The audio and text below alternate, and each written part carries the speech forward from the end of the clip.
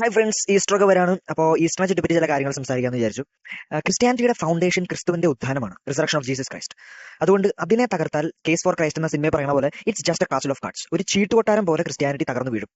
ഈശോ ഉത്ഥാനം ചെയ്തിട്ടില്ല എന്ന് കുറേ വീഡിയോസിൽ കുറേ പേര് പറഞ്ഞിട്ടുള്ള കാരണം എനിക്ക് ഈ വീഡിയോയിൽ അതിനെക്കുറിച്ച് പറയാൻ ആഗ്രഹമില്ല. പക്ഷേ നമ്മൾ ഹിസ്റ്റോറിക്കലി ചെക്ക് ചെയ്യുമ്പോൾ ഉത്ഥാനത്തിന് എത്ര പോസിബിലിറ്റി ഉണ്ട് അല്ലെങ്കിൽ സാധ്യതയുണ്ടെന്ന് നമുക്കൊന്ന് നോക്കാം. ഓക്കെ, ഏറ്റവും ആദ്യം തന്നെ നമുക്കൊരു ക്വസ്റ്റ്യൻ ടാക്കിൾ ചെയ്യേണ്ടി വരും. ഈ ക്വസ്റ്റ്യൻ നമ്മൾ ടാക്കിൾ ചെയ്തില്ലെങ്കിൽ മുൻപോട്ട് പോകുമ്പോൾ നമുക്ക് പ്രയാസം ഉണ്ടാവും. ഈ ക്വസ്റ്റ്യൻ ഇതാണ്: സുവിശേഷങ്ങൾ റിലയബിൾ ആണോ, അതായത് അതൊരു ഒത്തന്റിക് ഏൻഷ്യന്റ് സോഴ്സ് ആണോ എന്ന ചോദ്യം. ഈ വീഡിയോയിൽ നമ്മൾ ഗോസ്പൽസ് അല്ലെങ്കിൽ സുവിശേഷങ്ങൾ ദൈവനിവേശിത ഗ്രന്ഥമായിട്ടല്ല, മറിച്ച് ഒരു ഏൻഷ്യന്റ് ഡോക്യുമെന്റ് എന്ന രീതിയിലാണ് നമ്മൾ അതിനെ വിലയിരുത്താൻ പോകുന്നത്. അപ്പോൾ നമുക്ക് നോക്കാം. സുവിശേഷങ്ങൾ എപ്പോഴാണ് എഴുതപ്പെട്ടത് എന്ന് നോക്കി കഴിഞ്ഞാൽ നമുക്ക് ക്ലിയർ ആണ്. മത്തായിയുടെ സുവിശേഷം ഓൾമോസ്റ്റ് 50 AD എഴുതപ്പെട്ടത്. മാർക്കിന്റെ സുവിശേഷം എഴുതപ്പെടുന്നത് 57-59 AD നടുക്കാണ്. ലൂക്കായുടെ സുവിശേഷം എഴുതപ്പെടുന്നത് 58-60 AD ഇടയിലാണ്. യോഹന്നാന്റെ സുവിശേഷം എഴുതപ്പെടുന്നത് 85-95 AD നടുക്കാണ്. അതായത് ഫസ്റ്റ് സെഞ്ചുറിയിൽ തന്നെ ഇത് എഴുതപ്പെട്ട് കഴിഞ്ഞു. അതായത് 33-ാം വയസ്സിലാണ് യേശു മരിച്ചതെങ്കിൽ അവനെ കണ്ട ആൾക്കാർ എന്തായാലും അവസാനത്തെ ഗോസ്പൽ എഴുതുന്നവരെ ആരെങ്കിലുമൊക്കെ ജീവിച്ചിരിപ്പുണ്ടായിരുന്നു എന്നാണ് അർത്ഥം. അതുകൊണ്ടാണ് 54-55 AD വർഷങ്ങൾക്കിടയിൽ എഴുതപ്പെട്ട ഫസ്റ്റ് കൊറിന്ത്യൻസിൽ പൗലോസ് പറയുന്നത് അവരിൽ ഏതാനും പേർ മരിച്ചുപോയി, മിക്കവരും ഇന്നും ജീവിച്ചിരിപ്പുണ്ട് എന്ന്. അപ്പോ അവനെ വെറുത്തിരുന്നവരും എന്തായാലും ജീവിച്ചിരിക്കണം.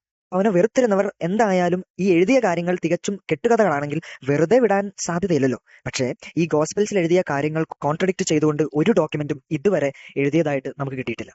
പിന്നെ ഇത് എഴുതിയ സമയം ഏതായാലും ഒത്തന്റിക് ആയതുകൊണ്ട് ഇത് ആരെഴുതിയാലും നമുക്ക് കുഴപ്പമില്ല. പക്ഷേ സ്കോളേഴ്സിനിടയിൽ തർക്കങ്ങളുണ്ടെങ്കിലും അവരുടെ ഇടയിൽ ഒരു സിമിലാരിറ്റി ഉണ്ട്.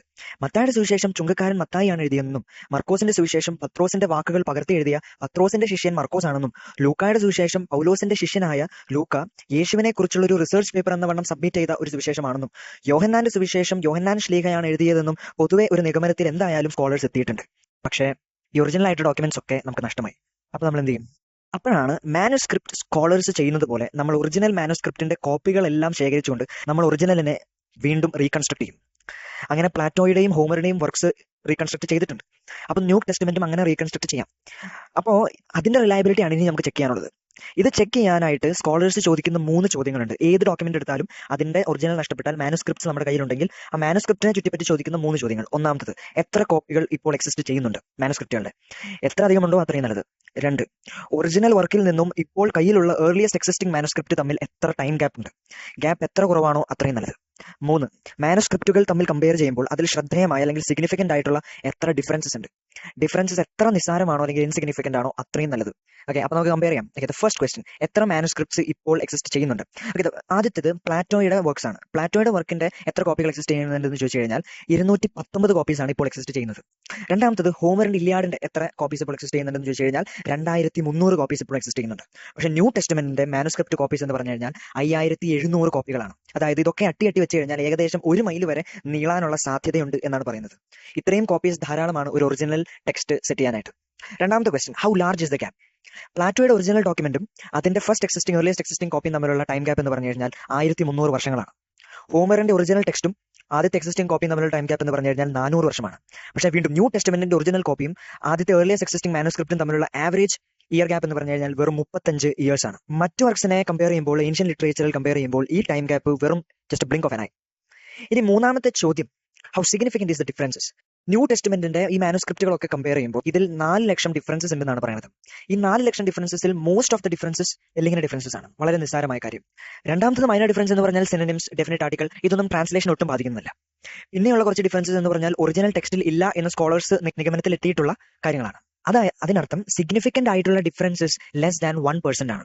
ഏറ്റവും ശ്രദ്ധേയമായ കാര്യം, ഈ പറഞ്ഞ സിഗ്നിഫിക്കന്റ് ആയിട്ടുള്ള ഈ ഡിഫറൻസസ് ക്രിസ്ത്യാനികൾ വിശ്വസിക്കുന്ന ഒരു കോർ ഡോക്ടറിനെ പോലും ബാധിച്ചിട്ടില്ല. അതിനർത്ഥം ഗോസ്പൽസിലുള്ള പുസ്തകങ്ങളൊക്കെ റിലയബിൾ ആണ് എന്നാണ്. ഇനി ഗോസ്പൽസിൽ ഏതൊക്കെ പുസ്തകങ്ങൾ വേണം, ഏതൊക്കെ പുസ്തകങ്ങൾ വേണ്ട എന്ന് തീരുമാനിച്ചിട്ട് ഒരു കാനോന നിർമ്മിച്ചത്, ഒരു കാനൻ കണ്ടെത്തിയത് ഒരു 300s ആദ്യത്തെ ബൈബിൾ മാനുസ്ക്രിപ്റ്റ് വരുന്നതൊക്കെ 400s. പക്ഷേ കമ്പൈലേഷൻ ഒരിക്കലും ഇതിലുള്ള എല്ലാ പുസ്തകങ്ങളും റഫലി ഫസ്റ്റ് സെഞ്ചുറിയിൽ തന്നെ എഴുതി കഴിഞ്ഞെന്ന വാദത്തിനും പിന്നെ അതിന്റെ റിലയബിലിറ്റിയും ഒരിക്കലും ചോദ്യം ചെയ്യില്ല. അപ്പോൾ ഇങ്ങനെ നമ്മുടെ കയ്യിൽ ലഭിച്ചിട്ടുള്ള 4 ഫുൾ ബൈബിൾ മാനുസ്ക്രിപ്റ്റ്സ് ഉണ്ട്. അതിന്റെ പേരാണ് കോഡെക്സ് വത്തിക്കാനുസ്, കോഡെക്സ് സിനൈറ്റിക്കസ്, കോഡെക്സ് അലക്സാൻഡ്രിനുസ്, കോഡെക്സ് എഫ്രേമിയർ സ്ക്രിപ്റ്റൂസ്. ഈ പറഞ്ഞ 4 മാനുസ്ക്രിപ്റ്റ്സും ഫുൾ ബൈബിളിന്റെ എക്സിസ്റ്റിംഗ് മാനുസ്ക്രിപ്റ്റ്സ് ആണ്. ഗോസ്പൽസ് തമ്മിൽ കോൺട്രഡിക്ഷൻ ഇല്ലേ എന്ന് നമ്മൾ ചോദിച്ചേക്കാം. പക്ഷേ കോൺട്രഡിക്ഷൻ എന്ന വാക്ക് എന്ന് പറഞ്ഞു കഴിഞ്ഞാൽ പരസ്പര വിരുദ്ധമായ കാര്യം എന്നാണ്. അതായത് ഒരേ സമയത്ത് തന്നെ എയും നോട്ട് എയും ഒരുമിച്ച് വരുമ്പോൾ അതിനെ കോൺട്രഡിക്ഷൻ എന്ന് വിളിക്കാം. പക്ഷേ ഇങ്ങനെ ഒരു കാര്യം ഗോസ്പൽസിൽ ഒരിടത്തും ഇങ്ങനെ ഒരു കോൺട്രഡിക്ഷൻ നമ്മൾ കാണുന്നില്ല. അമേരിക്കൻ ഹോമിസൈഡ് ഡിറ്റക്റ്റീവായ ജെ വാർണർ വാലസ് പറയുന്ന ഒരു അനാലോജി അല്ലെങ്കിൽ ഒരു ഉപമയിലേക്ക് നമുക്ക് കണ്ണുകൾ തിരിക്കാം. അദ്ദേഹം പറയുന്നത് ഇങ്ങനെയാണ്: ഒരു കുറ്റകൃത്യം നടന്നു, ഞാൻ അങ്ങോട്ട് പോയപ്പോൾ 4 സാക്ഷികളെയാണ് ഞാൻ കണ്ടത്. ആദ്യത്തെ ആളെ വിളിച്ച് വിസ്തരിച്ചപ്പോൾ അയാൾ പറഞ്ഞു ഈ ചെയ്തയാൾ ഇട്ടിരുന്നത് ടീഷർട്ടാണ്, അവന്റെ മുടി ചെറുതായിരുന്നു, അവൻ എന്തൊക്കെയോ വിളിച്ചു പറയുന്നുണ്ടായിരുന്നു. ഇവൻ പറഞ്ഞത് 3 കാര്യങ്ങളാണ്: 1, അവൻ എന്താണ് ധരിച്ചത്; 2, അവന്റെ അപ്പിയറൻസ് എങ്ങനെയാണ്; 3, അവൻ എന്താണ് ചെയ്തത് എന്ന കാര്യം. രണ്ടാമത്തെ ആളെ വിസ്തരിച്ചപ്പോൾ അയാളും പറഞ്ഞു അയാൾ ഇട്ടിരുന്നത് സ്ലീവ്ലെസ് ഷർട്ടാണ്, 2, അവന്റെ മുടി കറുത്തതായിരുന്നു, 3, അവൻ ഇംഗ്ലീഷാണ് പറഞ്ഞിരുന്നത്. മൂന്നാമത്തെ ആളെ വിസ്തരിച്ചപ്പോൾ അവൻ പറഞ്ഞു അവൻ മഞ്ഞ കളറുള്ള ഷർട്ടാണ് ഇട്ടിരുന്നത്, അവന്റെ മുടി വലുതല്ലായിരുന്നു, അവൻ പണമാണ് ആവശ്യപ്പെട്ടിരുന്നത് എന്ന്. അപ്പൊ മൂന്നാമത്തെ ആൾ പറഞ്ഞതും മുകളിൽ 2 പേര് പറഞ്ഞ അതേ കാര്യങ്ങൾ തന്നെയാണ്. ഇനി നാലാമത്തെ ഒരാൾ വന്നു. നാലാമത്തെ സാക്ഷി വന്ന് പറഞ്ഞത് ഇങ്ങനെയാണ്: ചെയ്തവൻ മരിച്ചവനുമായിട്ട് നിരന്തരം വഴക്കിടുന്നത് ഞാൻ കണ്ടിട്ടുണ്ട്. രണ്ടാമതായിട്ട് ചെയ്തവൻ ഇവിടുത്തെ സ്ഥിരം കസ്റ്റമറാണ്. നമ്മൾ ചിന്തിക്കും ആദ്യത്തെ 3 പേര് പറഞ്ഞതിൽ നിന്നും തികച്ചും വ്യത്യസ്തമാണ് ഇവൻ പറഞ്ഞ കാര്യം. പക്ഷെ ഇവൻ അങ്ങനെ പറയാൻ കാരണമുണ്ട്. ആദ്യത്തെ 3 പേരും പറഞ്ഞത് കേട്ടതുകൊണ്ട് അതൊന്നും വീണ്ടും റിപ്പീറ്റ് ചെയ്യേണ്ട എന്ന് വിചാരിച്ചിട്ടാണ് പുതിയൊരു കാര്യം ഇവൻ പറയുന്നത്. പക്ഷെ ഇതൊന്നും കോൺട്രഡിക്ഷൻ എന്ന് നമുക്ക് വിളിക്കാനായിട്ട് പറ്റില്ല. എല്ലാവരും എല്ലാ കാര്യങ്ങളും പറയണമെന്ന് വാശി പിടിച്ചു കഴിഞ്ഞാൽ അതിനെ ഐ വിറ്റ്നസ് റെക്കോർഡ്സ് എന്ന് വിളിക്കാനായിട്ട് നമുക്ക് പറ്റില്ല. ഇതുപോലെ തന്നെയാണ് ഗോസ്പിൾസിന്റെ കാര്യം. ആദ്യം വന്ന 3 വിറ്റ്നസ്സുകൾ എന്ന് പറഞ്ഞു കഴിഞ്ഞാൽ മാത്യു, മാർക്ക് ആൻഡ് ലൂക്ക്. ഈ 3 ഗോസ്പിൾസിനെ നമ്മൾ സിനോപ്റ്റിക് ഗോസ്പിൾസ് എന്ന് വിളിക്കും. അവർ 3 പേരും പറഞ്ഞത് ഒരേ കാര്യമാണെങ്കിലും അത് വെവ്വേറെ രീതിയിലാണ് അവർ പറഞ്ഞത്. ഈ 3 ഗോസ്പിൾസും ഓൾറെഡി എക്സിസ്റ്റ് ചെയ്തിരുന്നതുകൊണ്ട് നാലാമതൊരു ഗോസ്പിൾ എഴുതിയ യോഹന്നാൻ സ്ലീഹ ഈ 3 പറയാത്ത കാര്യങ്ങൾ പറഞ്ഞിട്ടുണ്ട്. ഇനി നമുക്ക് ഇതിനെക്കുറിച്ച് ഒരു എക്സാമ്പിൾ നോക്കാം. ഇനി കാണാൻ പോകുന്ന റിസറക്ഷനെ കുറിച്ചുള്ള പാസേജ് തന്നെയാണിത്. രാവിലെ ക്രിസ്തുവിന്റെ ശവകുടീരം സന്ദർശിക്കാനായിട്ട് കുറച്ച് സ്ത്രീകൾ പോകുന്ന ഭാഗമാണ്. ഇതിൽ മത്തായിയുടെ സുവിശേഷം പറയുന്നത് മഗ്ദലേന മറിയവും മറ്റേ മറിയവും ശവകുടീരം സന്ദർശിക്കാൻ വന്നു എന്നാണ്. പക്ഷേ മർക്കോസിന്റെ സുവിശേഷം പറയുന്നത് മഗ്ദലേന മറിയവും യാക്കോബിന്റെ അമ്മയായ മറിയവും സലോമിയും ശവകുടീരം സന്ദർശിക്കാൻ പോയി എന്നാണ്. ലൂക്കായുടെ സുവിശേഷം പറയുന്നത് മഗ്ദലേന മറിയവും യോവാനയും യാക്കോബിന്റെ അമ്മയായ മറിയവും മറ്റു സ്ത്രീകളും പോയി എന്നാണ്. വീണ്ടും യോഹന്നാന്റെ സുവിശേഷം പറയുന്നത് മഗ്ദലേന മറിയം ശവകുടീരത്തിന്റെ സമീപത്തേക്ക് വന്നു എന്നാണ്. ഈ 4 പേരും കുറെ സ്ത്രീകളെ ചേർക്കുന്നുണ്ട്, കുറെ സ്ത്രീകൾ വിട്ടുകളയുന്നുണ്ട് എന്ന് നമ്മൾ കണ്ടു. പക്ഷേ ഈ 4 പേരും പറഞ്ഞത് ഒരേ കോർ കാര്യമാണ്: സ്ത്രീകൾ ശവകുടീരം സന്ദർശിക്കാൻ വന്നു എന്ന കാര്യം. ഈ സീനിൽ കീ റോൾ പ്ലേ ചെയ്യുന്ന ഒരാളേ ഉള്ളൂ, അതാണ് മഗ്ദലേന മറിയം. ഇവളെ ഈ 4 ഗോസ്പൽസ് എഴുതിയ ആൾക്കാരും വിട്ടുകളഞ്ഞിട്ടില്ല. അതായത് ഏതൊരു വിറ്റ്നസ് റെക്കോർഡ് ചെക്ക് ചെയ്താലും കോർ ആയിട്ടുള്ള കാര്യങ്ങൾ സെയിം ആണെങ്കിൽ പിന്നെ അതിനെ ചുറ്റിപ്പറ്റിയുള്ള കാര്യങ്ങൾ ആരും നോക്കാറില്ല.